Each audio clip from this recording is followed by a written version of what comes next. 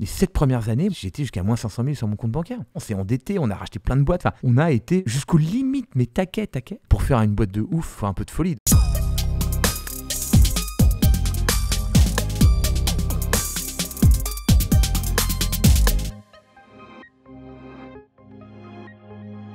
Et dans ce nouvel épisode, je reçois Wilfried Granier qui est CEO, créateur de Superprof. Salut Wilfried, comment tu vas ? Je suis en pleine forme, merci de me recevoir Valentin. Je suis ravi de t'avoir avec nous. Et ben moi pareil. On a une trentaine de minutes pour parler business, entrepreneuriat, Superprof. Ouais. Je pense que pas mal de monde qui nous écoute et qui désormais nous regarde parce que cette nouvelle saison est filmée, je pense que pas mal de monde connaît Superprof. Est-ce que tu peux nous pitcher pour commencer le concept de Superprof ? Avec grand plaisir. Alors écoute, Superprof, c'est tout simple. C'est d'un côté une grande communauté de professeurs particuliers, un peu plus de 22 millions de professeurs triés sur le volet à peu près dans tous les domaines. Donc une grande communauté de professeurs incroyable. Et de l'autre, un moteur de recherche qui va permettre aux élèves de trouver le professeur parfait. Puisque c'est vraiment ça notre promesse. C'est quand tu viens chez nous, tu vas trouver le professeur parfait, c'est-à-dire qui te correspond le mieux pour apprendre à peu près tout ce que tu veux, quoi. Et après, l'alchimie va être créée entre le prof et l'élève et tu vas vivre un moment fabuleux en te dépassant et en devenant super performant dans ce que tu voulais apprendre. Tu vas évidemment nous raconter l'aventure entrepreneuriale. On va se focus un petit peu sur les débuts. On aime bien faire ça. Formation ingénieur de base. Voilà, de base, pléonasme, ingénieur de base. Ingénieur de base. Passage par des cabinets de conseil. Oui. Un peu. Qu'est-ce que tu fais quand tu sors d'école d'ingénieur ? Surtout, moi, j'avais fait une dominante informatique. On te dit, tiens, tu vas faire du paramétrage SAP, tu vas faire du conseil chez Accenture et compagnie. Moi, c'est tout ce que je déteste. Donc, j'essaye de bifurquer gentiment vers le conseil chez les Big Five à l'époque. Et donc, je vais chez Ernst & Young, chez KPMG. Là, je fais 4 ans. C'est formidable. Une bonne formation, beaucoup de travail. L'intensité, si tu veux, c'était bien intense. Mais par contre, un désir de monter ma première boîte, quoi. Moi, je rêvais de monter une première boîte depuis que je suis né. Donc voilà, j'ai eu une opportunité, je fais une rencontre et là, je commence à rentrer dans l'entrepreneuriat. Et puis, j'ai évidemment plus jamais lâché l'affaire avec l'entrepreneuriat. C'est formidable. Superprof, c'est ton premier projet entrepreneurial ou pas ? Non. C'est, on va dire, mon deuxième gros projet entrepreneurial. Mais c'est par contre le projet de ma vie. C'est la boîte de mes rêves. C'est dans l'éducation, une boîte internationale avec une bande de potes. C'est la boîte parfaite selon mes critères, quoi. Aujourd'hui, vous êtes combien ? Un peu plus de 200. En fait, on est 140 à Paris. Ok. Et après, dans les 45 pays où on opère, il y a environ 80 partenaires qui travaillent dans les pays. Vous avez été classé cette année, là, récemment, il y a quelques semaines, dans les classements de la French Tech. Est-ce que tu peux nous récapituler un peu ça ? Mais incroyable. Écoute, fou. Donc, la French Tech, FT 120, Next 40, donc les 120 pépites tech de France. On nous dit de candidater, donc on candidate un peu sans trop y croire parce que t'es quand même dans la crème de la crème. C'est-à-dire que t'as toutes les licornes, t'as tous les gros monstres, Doctolib, Blablacar, enfin, si tu veux, on n'a rien à voir avec eux, qui ont levé des milliards, ou en tout cas des centaines de millions et qui valent des milliards. Et nous, du coup, on postule. Et écoute, jeudi dernier, je reçois un mail et avec une invitation à l'Élysée par le président de la République qui nous dit on va vous annoncer dans les FT 120. Et donc, non, c'est pas une consécration, mais en tout cas, pour ma maman, c'est une consécration. Son fils a été à l'Élysée rencontrer le président. Mais par contre, non, c'est une super belle reconnaissance, notamment pour les équipes. Parce que du coup, moi, je suis content, mais les équipes, elles sont super fières, effectivement, qu'on soit cité aux côtés des gros monstres de la tech française. Et comment va, monsieur le président ? Écoute, il est en pleine forme. J'ai eu la chance de pouvoir le rencontrer, de discuter avec lui, d'échanger avec lui. Alors déjà, première surprise, quand je lui ai dit qu'on était Superprof, il m'a dit qu'il connaissait. Donc ça, c'est fou déjà. Et ensuite, après, j'ai pu lui expliquer un petit peu ce qu'on faisait. Et petit moment de solitude parce qu'il me tient la main comme ça. On se serre la main, il me regarde et il me dit il faut qu'on reste en contact, donnez-moi votre carte de visite. Et moi, nous, on n'a jamais eu de carte de visite chez Superprof depuis le début, évidemment. Tu vois. En plus, on essaie d'avoir un impact zéro carbone. Donc le papier, c'est oublié. Et donc là, il me répète la question. Donc, et je suis désolé, j'ai pas de carte. Il dit prenez la carte de mon chef de cabinet, écrivez-lui un mail, il faut qu'on reste en contact. Il y a plein de choses à faire avec les profs. Donc voilà. Et donc je suis parti avec la carte de son chef de cabinet et je dois lui écrire un gentil mail, quoi. Je suis en train d'y penser. Et les folles anecdotes, en fait, on a toujours des cartes de visite sur soi. On les file à tout le monde. Moi, je pense que ma mère, elle doit en avoir 15. Ma grand-mère, dès que je vais chez elle en a 15. Mais on a le président, on n'a pas de carte de visite. Oui. Alors c'est fou. Tu vas à l'Élysée, t'as pas de carte de visite. Mais alors, on n'en a pas du tout. Moi, je n'ai jamais Et personne, aucun membre de l'équipe, aucun collaborateur n'a de carte visite chez Superprof. Ils ont LinkedIn. Oui, on a un LinkedIn, surtout, je t'envoie mon WhatsApp, enfin, je te donne mon numéro, enfin, tu vois, on est, je sais pas, la carte de visite, c'est un truc super has-been, enfin, selon, pour nous en tout cas, tu vois, donc non, 9 ans que la boîte existe, et personne s'est fait une carte de visite, quoi. Bref. Pas de team VRP, carte de visite, ça marche pas. On n'est pas en team VRP, non. Tu peux nous expliquer un peu le modèle d'affaires de Superprof, Ouais. parce que nous, on aime bien aussi creuser un peu dans ce Bien sens sur comment ça fonctionne initialement, Alors, d'où vient l'idée et comment en fait, on monte si cette tu veux- boîte. Ouais, bien sûr. Donc début 2013, moi, si tu veux, je découvre Airbnb. Airbnb, je trouve que c'est vraiment fabuleux.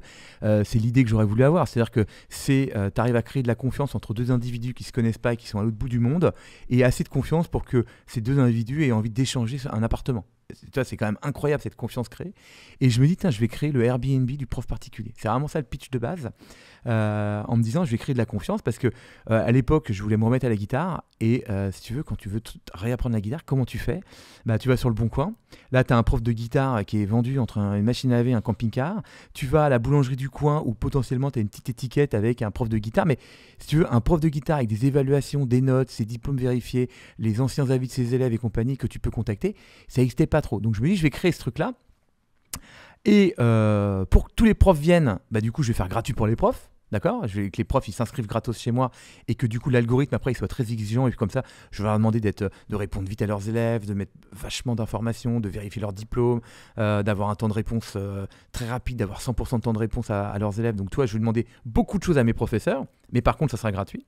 Et en revanche comme mes profs seront fabuleux, eh bien écoute les élèves seront prêts à payer quelque chose pour trouver leur professeur. Ouais. Avec toujours le principe de tu ne paieras que si ça marche, c'est-à-dire que si tu trouves ton prof. Je te jure, cette idée est super évidente aujourd'hui. Aujourd'hui, on fait ça dans 45 pays, ça fonctionne. On a mis en relation avec un peu plus de 30 millions d'élèves l'année dernière. Mais au début, quand j'expliquais ça, tout le monde me trouvait complètement gueudin. C'est-à-dire que faire payer l'élève alors que c'est le prof qui va gagner de l'argent, non. Puis on peut se dire, c'est quoi le portefeuille de l'étudiant, enfin de l'élève, est-ce qu'il a l'argent ? Ouais. Enfin, on peut se poser ces questions-là. Ouais, exactement. Bah, toutes les questions non, c'est pas l'élève de payer, c'est au prof de payer pour avoir un nouveau client. Enfin, tu vois. Et moi, j'ai non, ça me paraît pas fou. Le prof, pour qu'on les ait tous, faut pas qu'il paye. Et donc voilà, donc je suis parti quand même avec ce modèle économique qui n'a pas changé. C'est-à-dire qu'aujourd'hui encore, tu payes quelque chose pour avoir accès au catalogue pendant 30 jours et tu ne paieras que si tu trouves ton professeur. Nous, c'est vraiment ça notre promesse. C'est-à-dire que si tu trouves pas ton professeur, tu ne paieras rien chez nous. Donc il y a le côté, on s'est posé les bonnes questions dès le départ et on a gardé le cap. Alors, je ne sais pas si on s'est posé les questions dès le départ. Peut-être que oui, avec un gros coup de bol aussi en même temps. Parce que voilà, mais écoute, non, ça a fonctionné. Et pour la petite anecdote, donc on lance Superprof depuis la plage de Biarritz. On est en août 2013. Moi, je voulais surtout pas rater la rentrée de septembre parce que septembre, c'est quand même le gros boom. Tout le monde charge des cours en septembre, donc il fallait lancer en août. À l'époque, je suis à Biarritz, donc je suis sur la plage. Et à un moment, j'étais en train au téléphone avec mon développeur et je lui dis bon, ça y est, on va passer live. On passe live. Donc ça fonctionne, je débug, machin et tout. Je me rappelle, ma nana était sur la plage, j'ai monté à l'appartement, je redescendais. Enfin voilà, j'étais en pleine mise en prod. Et ce jour-là, on fait 27 € de chiffre d'affaires. Donc c'est-à-dire qu'il y avait 3 élèves qui ont payé 9 € pour trouver leur prof. Eh bien, je te jure, j'étais fou de joie. Je me disais, mais en fait, ça marche. Les gens sont vraiment prêts, parce que je ne savais pas. Les gens sont vraiment prêts à payer quelque chose pour trouver leur professeur. Donc 27 € de chiffre d'affaires, ça m'a galvanisé. Et voilà, et on a continué sur notre lancée. Et Aujourd'hui, quand vous allez voir les profs, vous leur tenez quel discours ? Est-ce qu'il a changé ce discours par rapport au tout début ? Non. Vous leur dites quoi ? C'est un gain de temps, d'énergie versus de l'argent ? Ouais. Non, le discours n'a pas tellement changé. Le modèle économique n'a pas du tout bougé. C'est-à-dire que, après, par contre, notre algorithme s'est encore plus amélioré. C'est-à-dire qu'on est de plus en plus sévère avec les professeurs. Avant, par exemple, on tolérait qu'un prof réponde en 48 heures. On trouvait que c'était acceptable, 48 heures pour une réponse. Non, maintenant, c'est en 6 heures, il n'a pas répondu, il va être sanctionné, entre guillemets, c'est-à-dire qu'il va descendre dans le moteur, on va lui dire qu'il faut répondre plus rapidement, parce qu'aujourd'hui, on est vachement dans l'instant, il faut une réponse super rapide. Au début, c'était plus compliqué pour notifier un professeur qu'il avait un élève. Maintenant, on a une app, on a des SMS, c'est ultra rapide. Mais non, ça n'a pas changé en fait. Si tu veux, nous, c'est la qualité de nos professeurs. Vraiment, on a travaillé ce truc-là. Et également, le fait de faire payer l'élève. Moi, ce que j'aime bien, c'est en faisant payer l'élève et en disant à l'élève, explique ton projet pédagogique. Parce que si tu veux, il faut qu'il y ait une double acceptation pour que le cours se fasse. Il faut évidemment que l'élève choisisse son prof et que le prof accepte la demande de cours, tu vois. Et nous, on croit vraiment, si tu veux, Valentin, que cette double acceptation fait qu'il va se passer quelque chose de chouette. Si l'élève, il n'aime pas son prof, ou si le prof, il ne peut pas blairer son élève, ça va être mauvais. Tu vois ce que je veux dire? Quand tu choisis pas ton prof ou quand tu as un élève, tu le sens pas, ça marche pas. Or, nous, justement, on trouve que cette double acceptation fait que, du coup, il va se créer une alchimie. D'un seul coup, tu rencontres ton mentor, ton sparring partner, le mec qui va te motiver. Tu as choisi, par exemple, je sais pas, un jeune, ou tu as choisi un mec de certaine école parce que tu dis, tiens, c'est l'école que j'ai envie de faire, donc je vais le choisir. Et donc, ce double choix fait que, il se passe des choses extraordinaires chez Superprof. Donc, cette notion de matching aussi qui garantit le bon fonctionnement de la relation aussi. Oui, ouais. La double acceptation. C'est-à-dire que l'élève choisit son prof et le prof accepte l'élève. Et le fait aussi que l'élève paye, toi, c'est une petite barrière de motivation. C'est-à-dire que moi, j'ai envie d'envoyer à mes professeurs des élèves super motivés. Ouais. Si t'es pas prêt déjà à payer 9 € pour rentrer en contact et que de juste parler avec le prof, c'est que t'es pas vraiment motivé. Donc moi, tous les touristes qui se baladent, qui disent tiens, il a l'air sympa, lui, je lui donne un message, je vais peut-être prendre des cours. Oh, peut-être pas, attends, je lis pas l'annonce. Non, là, ils ont bien lu l'annonce, ils ont bien identifié le prof, ils l'ont bien choisi, ils ont payé un petit quelque chose. Donc toi, c'est une petite barrière à l'entrée aussi qui est bien pour le prof. Il a des élèves tout le temps très motivés. Sur le gain de motivation, est-ce que tu peux me répondre là-dessus, mais la période Covid, elle a joué un rôle, je pense, pour le développement. Alors, est-ce qu'il y a eu, t'as senti une recherche, du coup, plus de cours en physique, plus de cours en présentiel? Est-ce que tu as senti certains élèves qui avaient besoin de retrouver bien sûr. cette relation? Ouais. Rien ne remplace la motivation que tu as face à face, tu vois. Et donc, alors évidemment, pendant le Covid, si tu veux, on est passé, moi j'avais une croissance de plus 30% par exemple en France, et hop, on tombe en confinement et d'un seul coup je passe de plus 30 à moins 70. Donc on a vraiment une baisse drastique parce que période de sidération, tout le monde est chez lui et personne ne pense à prendre des cours, tout le monde arrête, tout le monde se met en mode bunker. Et puis en fait après, du coup nous on a mis aussi tous nos profs en webcam. Si tu veux, avant personne pouvait prendre des cours de piano par webcam, tu vois. Pendant le Covid en fait, les profs de piano ils se sont dit moi si je veux continuer c'est par webcam. Et donc, on les a aidés à s'équiper en logiciel, en matériel, tu vois. Et puis, 2-3 semaines plus tard, en fait, ça a vachement repris parce que, en fait, les gens étaient chez eux. Donc, du coup, ils avaient du temps. Les profs étaient équipés en cours par webcam. Et donc, ça s'est naturellement, ça a repris la demande de cours. Et l'école à la maison. Nous, on a explosé pour l'école à la maison parce que tous les parents devaient avoir des profs pour les aider à faire l'école à la maison. Évidemment, nous, on avait des profs d'éducation nationale. On en a 300 000 à disposition qui étaient aussi disponibles puisqu'ils étaient à 100% chez eux. Donc, nous, ça a explosé pendant le Covid. Mais, tu vois, avant le Covid, on faisait 80% des cours en présentiel. Pendant le Covid, 100%. Et après, et là, ça revient, tu vois. C'est-à-dire qu'aujourd'hui encore, on fait à peu près 65-70% des cours en présentiel. On n'est pas comme avant, parce que quand même, le webcam, ça a plu à certaines personnes et ils ont donné des cours. Et il y a plein de profs qui font des mix aussi, tu vois. C'est-à-dire qu'ils font 3-4 cours en présentiel et puis quand ils partent en vacances, avant, les cours s'arrêtaient. Aujourd'hui, les gens ils partent en vacances, ils disent tiens, non, mais je vais te faire ta leçon, je suis en vacances au ski ou tu es en vacances au ski, je vais te faire ta leçon là-bas, il n'y a pas de problème. Tu vois, ça continue. Mais rien ne remplace effectivement la motivation avec quelqu'un que tu as en face de toi et qui te motive. Tu sais, et puis il te voit, il te regarde. Enfin, cette alchimie, elle est vraiment encore plus.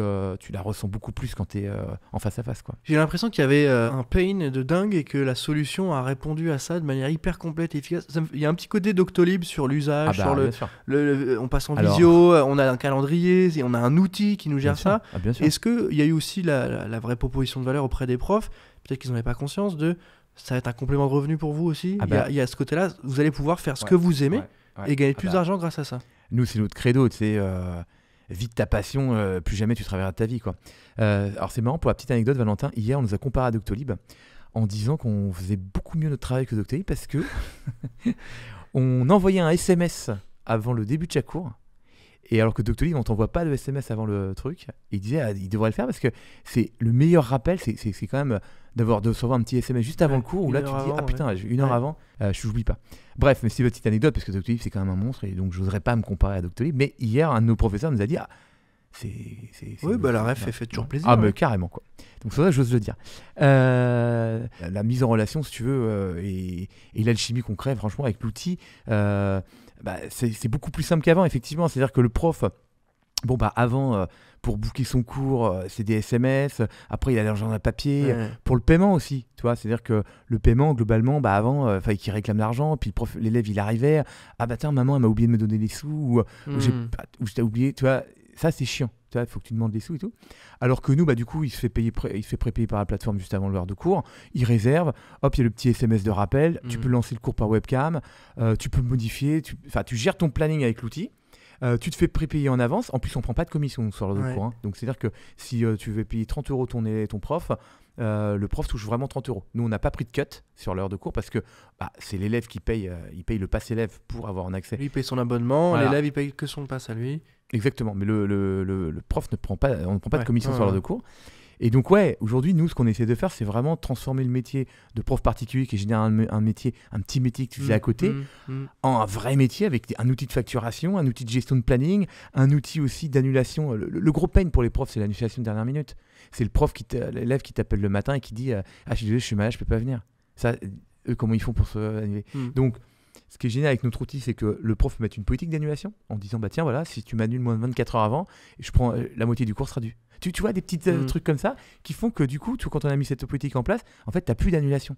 Parce que l'élève, en fait, soit il se dit je vais penser à annuler 48 heures à l'avance, comme ça, j'aurai rien à payer. Ou alors, si le jour même, il se dit c'est pas grave, je me mets un coup de pied aux fesses et je vais faire quand même le cours. C'est trop con, je vais pas payer la moitié. Donc en fait, cette politique d'annulation, c'est un peu le truc qui rend les gens beaucoup plus réglo. Bien sûr.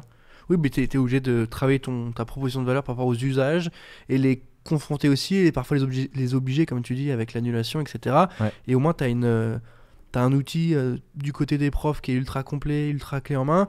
Et du côté de l'élève, tu peux choisir le bon prof. Puis il y a le côté aussi, je termine là-dessus, sur le côté notation, du coup, c'est moins subjectif. Quelqu'un qui va dire j'ai un super bon prof de guitare, il est trop cool. Il est trop cool parce que tu savais un peu jouer. Et que t'aimes bien les profs un peu plus âgés parce que exactement. Mais toi t'es plus jeune, tu veux un prof plus jeune, moi je mettrai pas 5 étoiles, je mettrai que 3. Pourquoi voilà, tu vois, donc il y a le côté objectif. Exactement. Tu vois, le fait de se repasser le professeur, déjà, effectivement, tu as raison, il y a un enfant qui avait déjà un petit niveau, qui est content avec son prof, puis l'autre, en fait, il débute et le prof, il est quand même plus à l'aise avec les gens qui donnent un petit. Lui, c'est plus avec les enfants qui savent jouer. Admettons, il y a tous les scénarios, tu vois, qui existent. Donc c'est pour ça que nous, il est très important, quand tu choisis ton prof, en fait, tu lui expliques ton projet pédagogique. Tu lui dis, alors, parce que nous, c'est ça qu'on dit, on dit, tu veux prendre des cours de guitare, mais explique-nous d'où tu viens, ce que tu fais, pourquoi, comment. Alors, j'ai fait, par exemple, j'ai fait 5 ans de conservatoire, mais j'ai abandonné pendant 15 ans. Là, je me suis acheté ça, j'ai envie de me remettre à ça. Enfin, et le prof, tout de suite, il peut te dire, ah non, moi, je veux pas, ou je fais plus, ou, mais carrément, quoi, c'est exactement ce que, enfin, tu vois ce que je veux dire. Et donc, c'est bien de se passer un prof. Évidemment, il y a des profs qui sont bons avec tout le monde, mais nous, c'est ça, le double matching fait qu'effectivement, ça se passe bien, quoi. Wilfried, est-ce que tu te sens entrepreneur aujourd'hui ? Et si oui, quelle définition tu mettrais derrière ? Je crois que je me sens entrepreneur depuis que je suis né, tu vois. La définition, c'est l'envie de liberté. C'est la seule définition que j'aurais. C'est-à-dire vraiment, c'est la liberté absolue, c'est de vivre en pleine autonomie, vivre de ses clients, avoir sa rémunération qui est complètement indexée avec le gain et le chiffre d'affaires que tu fais autour de ta boîte. Voilà, c'est totalement libre. Donc c'est ça la définition pour moi d'un entrepreneur. Et si je peux me permettre une réflexion, c'est la plus belle chose qui peut arriver à quelqu'un, c'est d'entreprendre. L'entrepreneuriat, c'est des rencontres, c'est une aventure, c'est fabriquer un truc avec des potes, une bande de copains autour d'un projet, c'est avoir des galères mais ensemble, c'est l'aventure. Donc vraiment, je le souhaite à tout le monde. Voilà.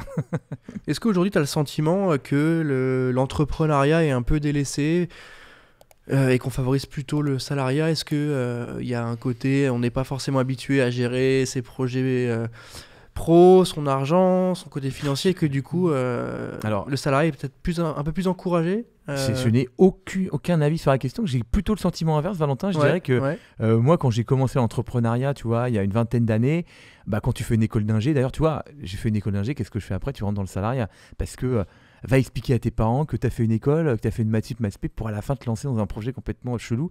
Non, tu as des codes sociaux.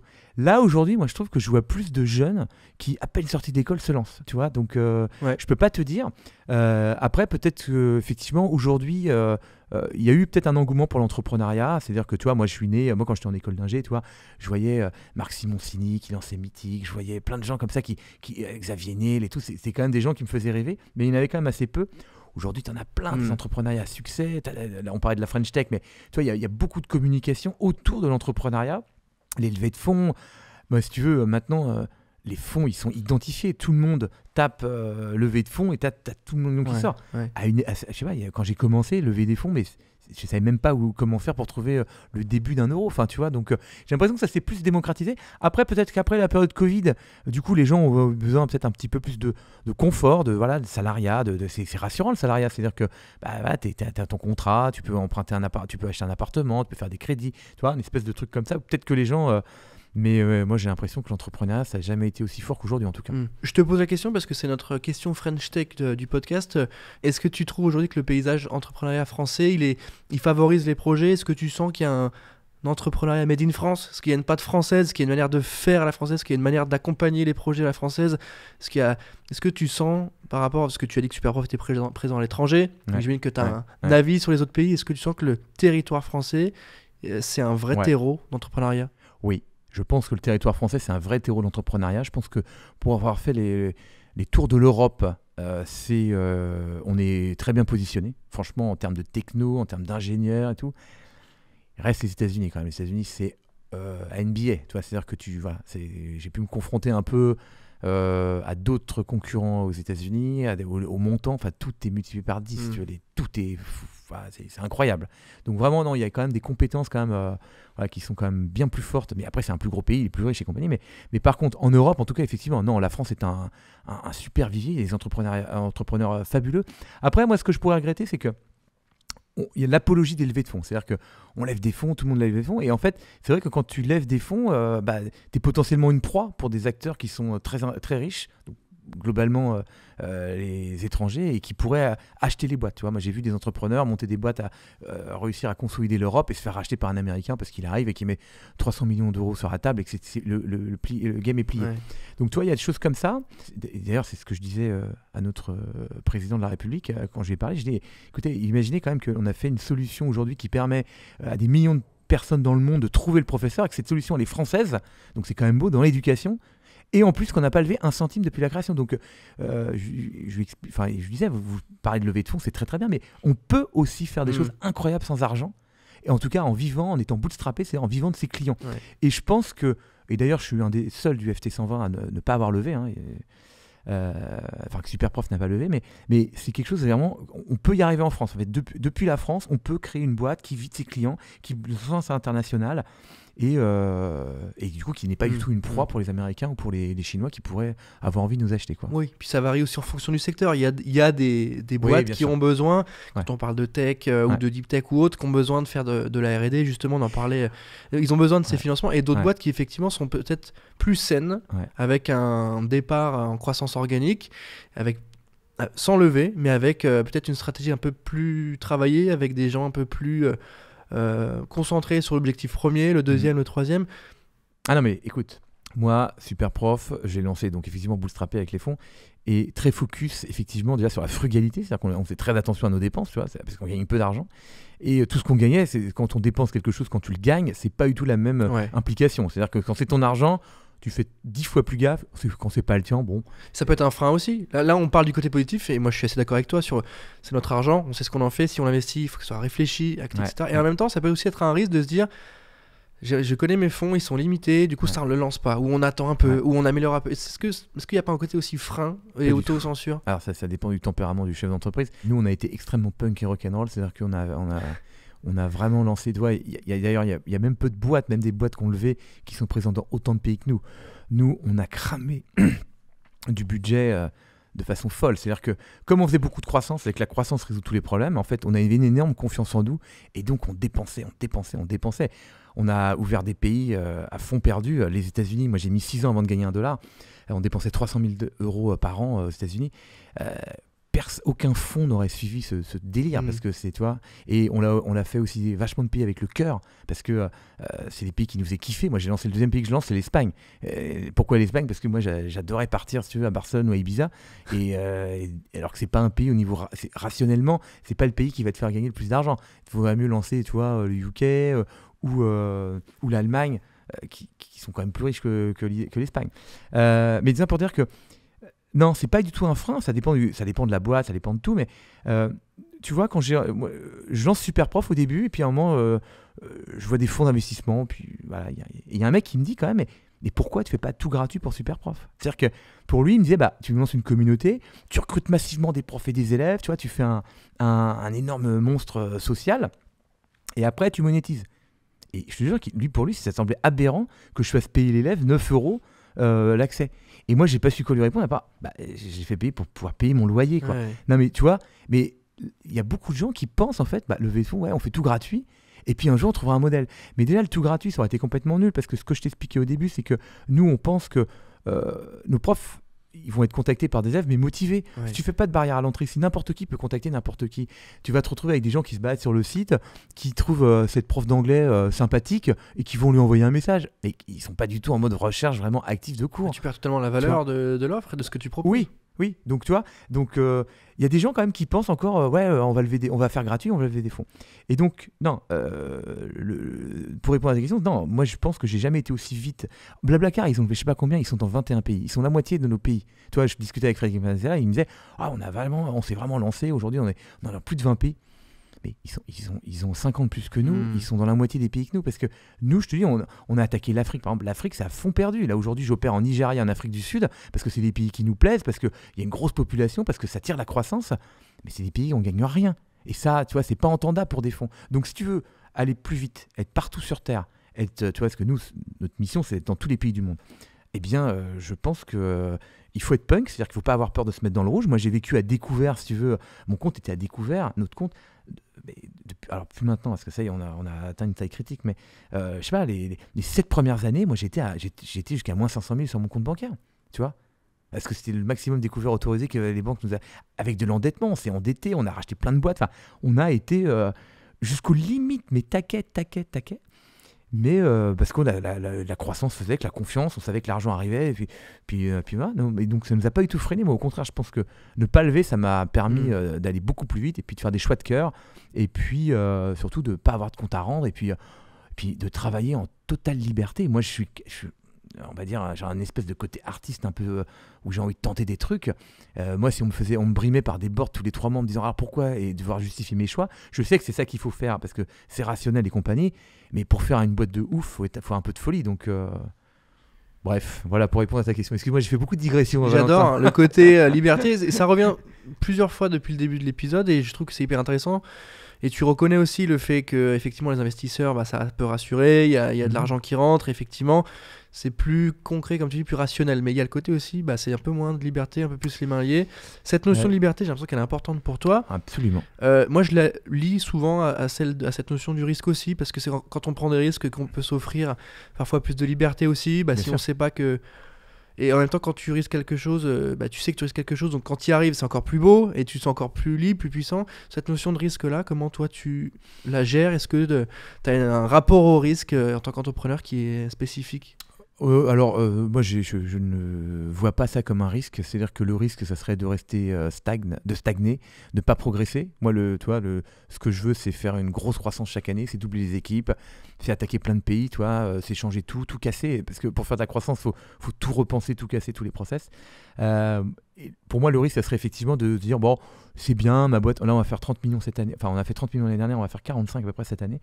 C'est de dire, bon, voilà, c'est bien, j'ai fait une boîte. Je vais réduire mes coûts, je vais gagner du dividende, je vais être tranquille. Cette notion de... Non, moi je veux faire une boîte exceptionnelle, je veux vivre une aventure incroyable. Et donc, du coup, il faut prendre des risques. Mais du coup, en fait, j'avais un ami qui me disait le risque, c'est comme un muscle, en fait. C'est-à-dire que plus t'en fais, plus tu prends des risques, et plus t'es fort et moins t'as peur d'en faire, quoi. C'est-à-dire que c'est vraiment, ça s'entraîne, le risque. C'est-à-dire que la prise de risque, c'est quelque chose qu'il faut entraîner. Et donc au début, tu prends un risque à 1 000 €, ça te fait peur, et puis après, t'en prends à 10 000, à 100 000, puis après, les risques à 1 000 €, tu les traites comme, très facilement, très rapidement. Et donc voilà, c'est un entraînement, et moi je suis habitué à prendre des risques, à tout remettre en question, même quitte à tout perdre. Mais je crois en ma bonne étoile, et surtout, rien n'est grave, tout se reconstruit. Voilà, ce qui serait grave, c'est de ne pas prendre de risque, justement. Donc voilà.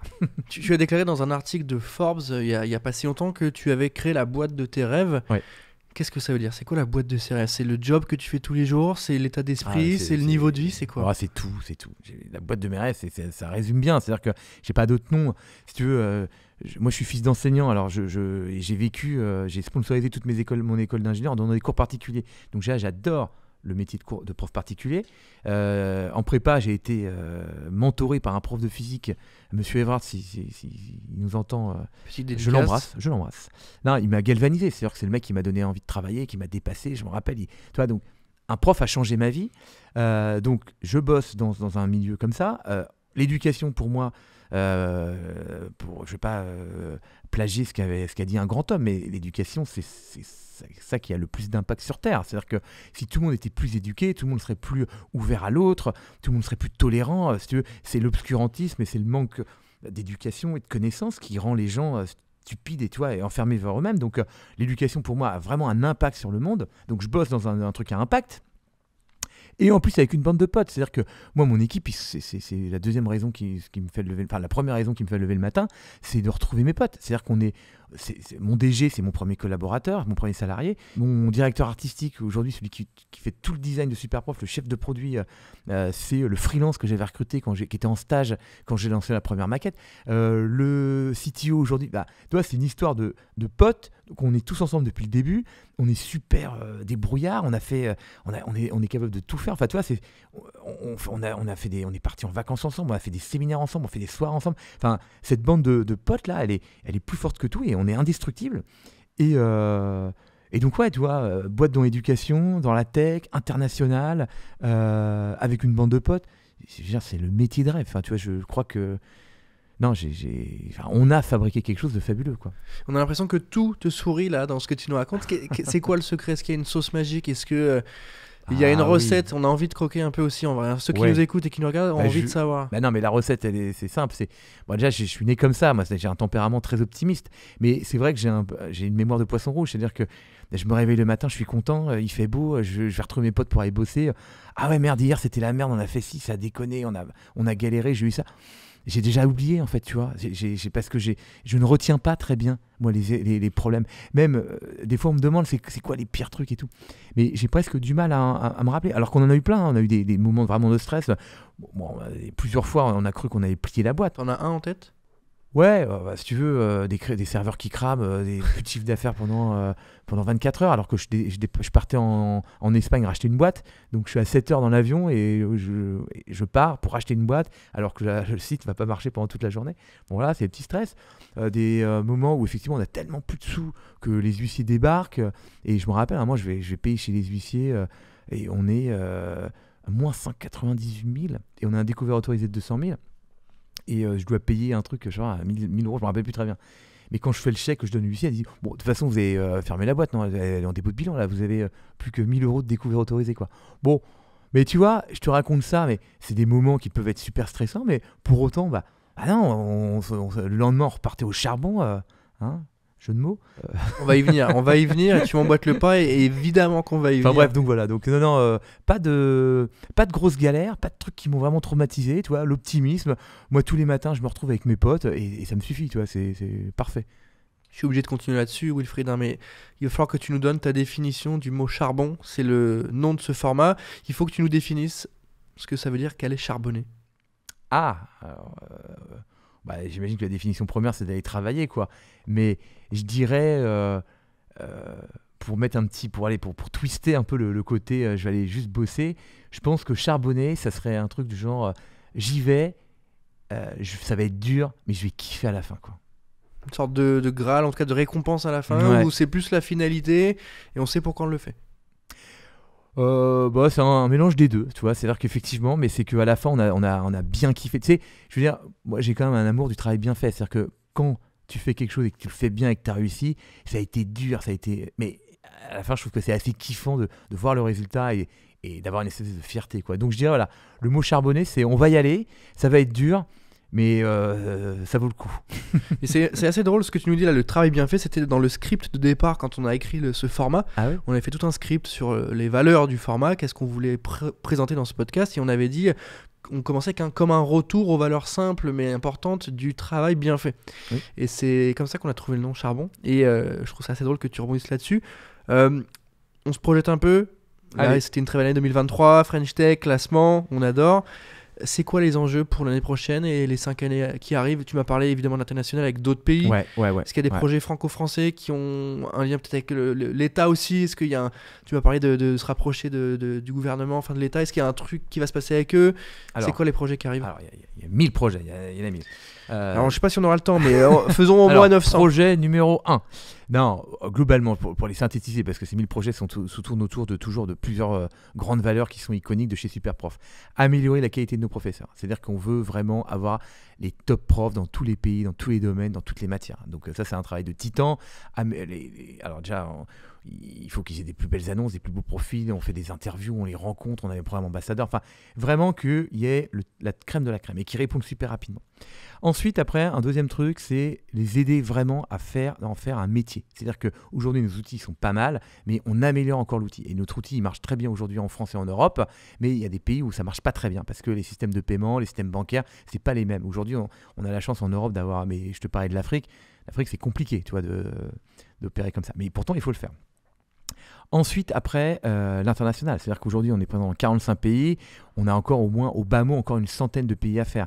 Et il y a 2 pays, moi, que je veux faire absolument cette année, qui sont des Himalaya Fast Nord. Enfin non, surtout un, c'est la Chine. La Chine, voilà, on veut attaquer la Chine parce que c'est un magnifique marché. On croit vraiment qu'il faut qu'il y ait un opérateur qui mette en relation les gens là-bas pour apprendre autour d'un bon professeur. Et l'Israël. Et ces 2 pays-là, on ne les a pas encore lancés parce qu'il y a un vrai sujet de design. C'est-à-dire que nous, aujourd'hui, on a un design qui est on va dire, européano-américano style, tu vois, Airbnb style, tu vois, des sites qu'on connaît. En Chine, par exemple, ils ne sont pas du tout comme ça, les sites. Un site nous, on le met en Chine, ça ne marche pas. Airbnb, ça ne marche pas du tout en Chine aussi parce qu'ils ne sont pas adaptés le bon design. Ouais. Donc, il y a un vrai sujet de design aussi. Mais voilà. La qualité de nos professeurs, faire en sorte que les gens puissent encore plus facilement, simplement prendre des cours avec un super outil et attaquer tous les pays. Tu m'as parlé rapidement de... Et attends, je t'en dis un petit dernier, pardon, parce que c'est aussi un axe qu'on lance cette année, on va offrir une offre B2B, parce que c'est bien que les particuliers payent. Sujet, oui. C'est bien que les particuliers ils payent pour avoir accès au catalogue de professeurs, mais pourquoi pas faire payer l'entreprise qui donne accès au catalogue aux collaborateurs, parce que c'est quand même un des plus beaux cadeaux que tu puisses offrir à tes collaborateurs, c'est de dire, tenez, regardez, vous avez accès à la plateforme, et lorsque vous voulez un cours de maths, un cours de guitare, un cours de sport ou une formation professionnelle, vous avez accès aux meilleurs profs du monde. Oui, puis il y a le côté un peu plus quali que les offres de formation. Tu sais très bien, on se fait appeler tous les jours. Donc il y a aussi la promesse. Arnacland, c'est un peu Arnacland ce truc. Et puis on ne sait pas qui sont les organismes derrière. Et puis c'est des profs qui sont payés au lance-pierre. Non, c'est pas incroyable. D'ailleurs, on m'a souvent demandé si je voulais être dans le CPS, si je voulais être éligible. J'ai toujours dit, ah non, mais jamais quoi. Nous, c'est du coach. Tu viens chercher du prof de qualité, du temps de qualité. Tu dois payer, c'est un fait. Mais tu le fais pas sponsoriser par un truc où, enfin, il y a trop d'arnaques. Et puis c'est le bon timing, dans le sens où le B2C fonctionne bien, absolument. De ce que je comprends. Ça commence. À terme, le B2B est intéressant aussi parce que la demande est là aussi. Mais moi, j'ai eu pendant le Covid, j'avais des grosses sociétés qui m'appelaient pour me dire, est-ce que vous pouvez trouver des professeurs pour nos collaborateurs? Ils sont en télétravail, ils n'en peuvent plus de devoir faire l'école à la maison. Trouvez-nous des profs, quoi. Et que j'avais pas vraiment d'offres, quoi. Donc, j'ai des boîtes qui comptent des dizaines de milliers de personnes en France, quoi. Aujourd'hui, si tu avais un conseil... je sais pas pourquoi j'ai pris l'accent du Sud d'un coup. Si tu avais un conseil pour quelqu'un qui avait envie de se lancer, tu sais, on aime bien aussi essayer de craquer un peu. C'est pas forcément le conseil le plus ultime, mais peut-être un tips applicable sur une démarche, sur un état d'esprit, sur le premier pas ou finaliser son idée, la lancer. Ouais, alors bon, moi le truc que je dis toujours quand on me demande de trouver, alors moi j'ai aucun conseil, parce que les conseils que je donnerais, ils marchent pour moi, ils marchent pas pour les autres. C'est toujours la même chose. Si j'écoutais un de mes conseils, je pourrais me l'appliquer et me dire ah ça fonctionne, mais parce que je suis comme ça. Mais non, ce que j'aime bien dire, reprendre un petit peu la phrase d'un célèbre héros de cinéma, c'est oublie que t'as aucune chance, vas-y fonce. Parce que ça résume tout en fait. Les gens se mettent plein de barrières mentales pour faire des choses. Et en fait, au bout d'un moment, non, tu vas y arriver. En fait, vas-y avec tout ton cœur et toute ta naïveté et tu vas voir, tu vas tout défoncer, quoi. Parce que en fait, c'est l'amour d'un projet ou l'envie de faire quelque chose, c'est irrésistible. Tu vois. Si tu vas en ayant un petit peu peur avec machin, tout, non. Donc oublie que tu n'as aucune chance. Potentiellement, effectivement, tu n'es peut-être pas la bonne personne pour le faire, mais vas-y fonce. Tu vas voir, ça va fonctionner, quoi. Donc le côté, on met ses chances de son côté, mais on y va quand même quoi qu'il arrive. Et ouais, exactement. Et avec le cœur surtout. Tu vois, avec la motivation et l'envie. Et tu verras les murs qui vont se mettre devant toi, mais tu vas les défoncer, quoi. Tu vas pas apprendre à les contourner, mais tu vas les défoncer. Et pour rebondir un peu sur ce truc-là, c'est lancez-vous en fait. En fait, il faut se lancer au plus vite. C'est en se lançant qu'on apprend. On apprend à marcher en essayant, tu vois. Bah là, c'est la même chose. C'est-à-dire que rien ne sert d'attendre une idée incroyable. Rien ne sert d'attendre l'associé exceptionnel qui va être complémentaire, machin et tout. Tout le monde attend un truc. En fait, non, démarre et tu verras bien ce qui se passe. Et ton idée de départ, de toute façon, elle va être complètement modifiée. Parce que tu vas avoir des premiers retours clients, parce que tu vas comprendre d'autres choses. Tout va changer. Donc, lance-toi et puis tu verras bien, quoi. Et fais-le avec le cœur. Et surtout, si tu le fais avec le cœur, je te jure, ça va fonctionner, je te promets, quoi. Et je reviens sur le mot que tu m'as donné, qui était celui de liberté. J'aimerais bien finir là-dessus, du coup, sur ce que ça peut t'apporter. Tu m'as parlé de plaisir, tu m'as parlé de bonheur, tu m'as parlé de liberté. Ça fait plaisir quand on fait un podcast sur l'entrepreneuriat qui est à côté aussi charbon où c'est un peu plus dur, mais je trouve que c'est vraiment efficace et ça fait du bien d'entendre ces mots-là aussi quand on parle d'entrepreneuriat. Wilfried, on arrive à la fin de cet épisode. Merci rapide, à toi d'avoir pris le temps de répondre à mes questions. Je suis ravi. Merci à tous de nous avoir écoutés. Merci à French Tech Grand Paris et French Tech Est d'être partenaires de cette saison 4 de Charbon. Merci à toi encore une fois. On se retrouve très rapidement. À bientôt. Ciao.